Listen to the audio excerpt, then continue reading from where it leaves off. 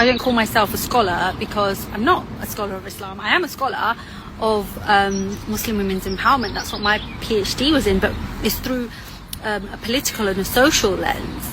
I haven't studied Islam in that way at that high level. So I don't call myself a scholar. I'm a commentator. I'm a women's rights activist. That's what I am. I'm a coach. Yes, I am an academic, but I wouldn't call myself an Islamic scholar. But a lot of these people on YouTube, you know who I'm talking about, all the YouTube Sheikhs and the people with their TikTok accounts and whatnot, you know, they are claiming to be scholars and think that they have the authority to tell women what they can and can't do. And I don't know about anyone else, but I feel like there's been a massive shift, like in the wrong direction. Like instead of becoming more progressive and more open-minded and using Islam to address the real challenges that we're facing in the modern world. So, you know, instead of Islam adapting and looking head on at the very real challenges and difficulties that we are facing as individuals, as communities, you know, whether it's spiritually, socially, with our young people, children, you know, social media is a big thing as well, like the kind of things that they're being exposed to, whatever. Instead of coming at it from an educated, informed perspective, and with the perspective of wanting to empower everyone in our Muslim community, i.e. not just men, but women who make up 50% of our community, right? Instead of wanting to empower us all, it's very much around wanting to keep the narrative fixed. And if it is moving in any direction, it's becoming more and more extreme, more and more conservative, more and more anti-woman, more and more traditional gender roles, you know, and it just seems like there isn't a pushback against this. And if we aren't careful, and if we aren't part of the solution, and if we don't educate ourselves about our faith and then use our knowledge to empower each other and to protect our young people, then what's going to happen is that it's just going to become more and more toxic. So, like, as a mom and as a community activist, like I used to go into schools a lot and do work on like relationships and sex education and around being safe online and around the kind of like hateful narratives that are very, very easy to slip into on YouTube and especially YouTube and now Meta. Oh my God, you know, it's the way the algorithms work, and you know, you watch one thing and then you'll be shown more and more extreme versions until you're funneled basically into some sort of, you know, far right rhetoric. And this is what is happening within the Islamosphere, you know, on Muslim TikTok, Muslim Twitter, whatever it is, where it's becoming more and more extreme, more and more anti-woman. So we need to push back against that. So well, that's one of the reasons. All you have to look at is like figures like bloody Andrew Tate. Like, why is he so popular? And by the way, he's popular with all young boys. Not all, I don't mean all young boys. What I mean is he's popular with all demographics of young boys. It's not like, oh yeah, he only appeals to Muslim boys. We know that he obviously has embraced Islam, which is so worrying. And he's been in the news again. I was watching a documentary about him last night actually, and it got me thinking that, you know, a lot of sort of these Muslim celebrities or influencers or, you know, commentators on Islam, whatever you want to call them, right? They are impressed by Andrew Tate, and even if they don't come out and say it, there is a part of them that agrees with his view on relationships and on men being dominant over women, right? There's nothing wrong with being strong, masculine, all of that. but it's about what you do with that power. If you use it to oppress another, if you use it to control women, that's not okay, right? And that's not Islam either. So, and this is what we need to educate young people about, right? And as mums, we have got a responsibility to know the kind of toxic narratives that are out there, and to fight back against it. But how do we fight back against it if we don't have solid knowledge ourselves, if we aren't grounded in our faith from the perspective of being able to counter these extremely toxic narratives, right? How are we supposed to be a voice of compassion and of decency and love, and show that you know, that egalitarian face of Islam that we know and love, if what our children are being exposed to is like this really patriarchal agenda? So we do need to make sure that we've got a solid grounding and a solid footing in our faith from a female empowering perspective. We need to have the confidence to have these conversations. We need to be able to articulate what the Quran says. What is the message? Why is what these other misogynistic, you know, wallahi bros, dawa bros, whatever they are they wrong, right? And why is it that what we are saying and what we are offering, why is that better and more in alignment with the true principles of Islam? So educating ourselves is incredibly important, but then, you know, it's not just about our role as mums. Like today I'm specifically talking to the mums, right, because it's just close to my heart, and it was on my mind because I was like watching this Andrew Tate disgusting crap last night, but there's so many other reasons why we as Muslim women need to educate ourselves about what our faith actually says.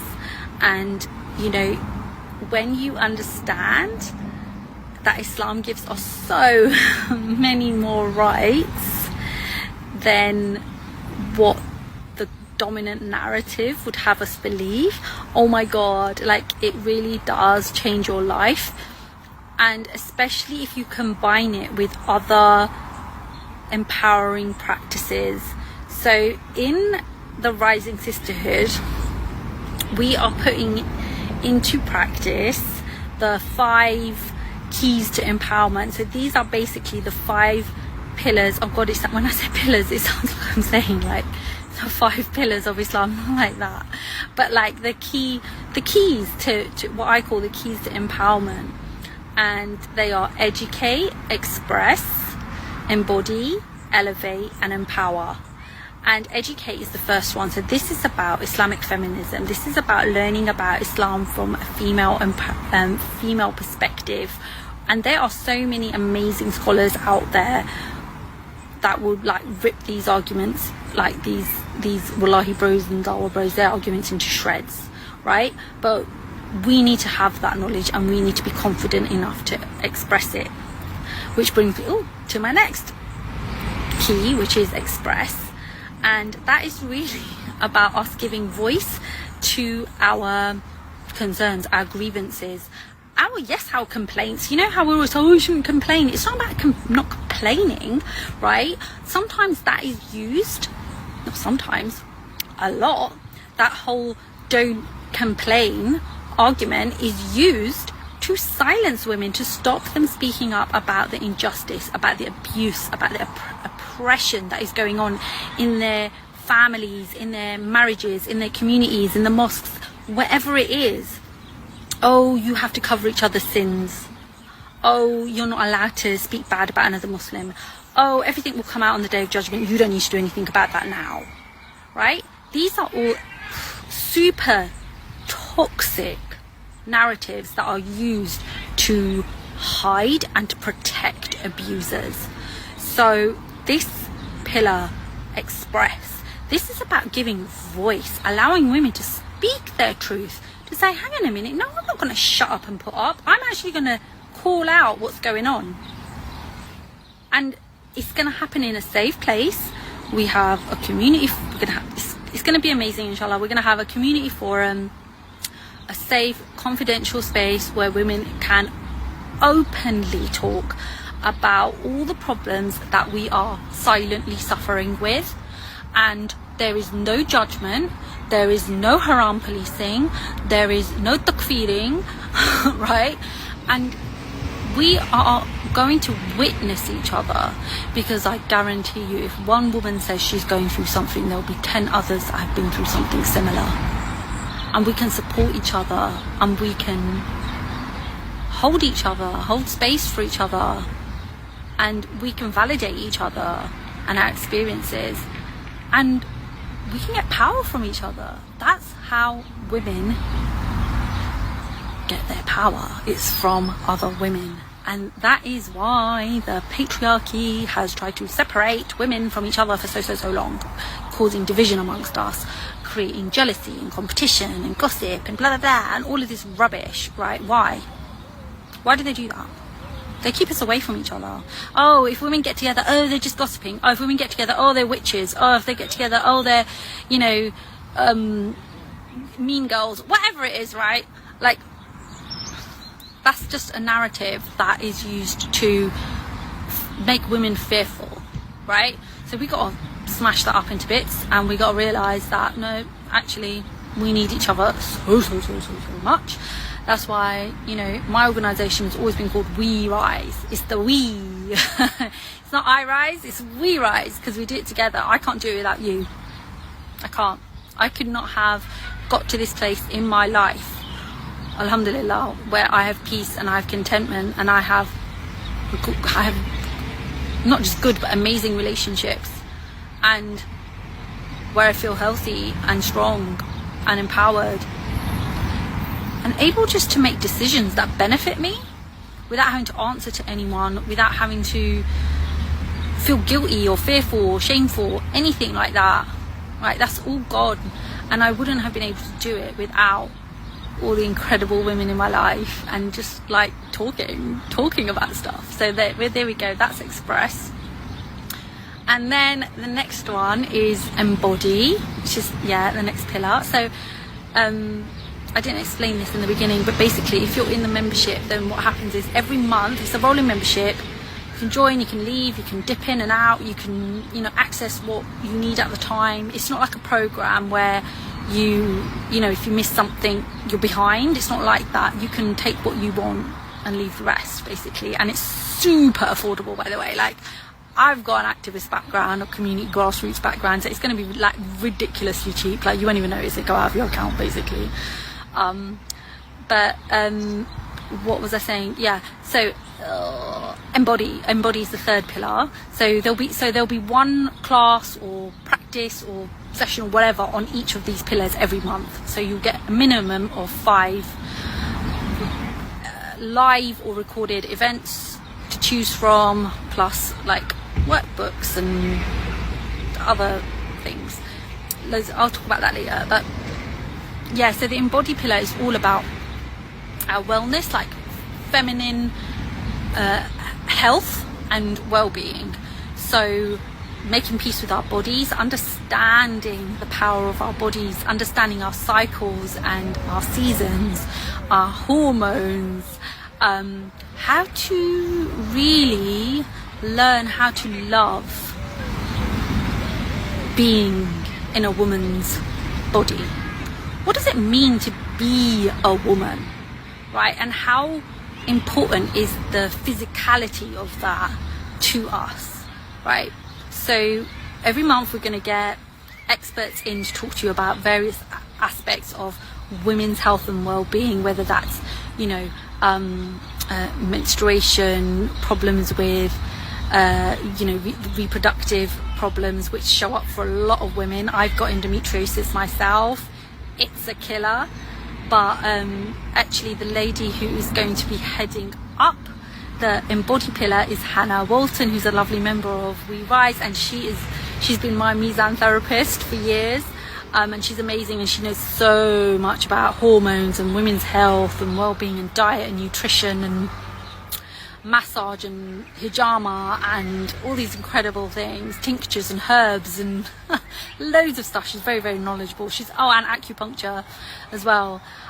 So yeah, we're going to be doing loads of stuff around prioritizing our self-care, our well-being, including our mental health.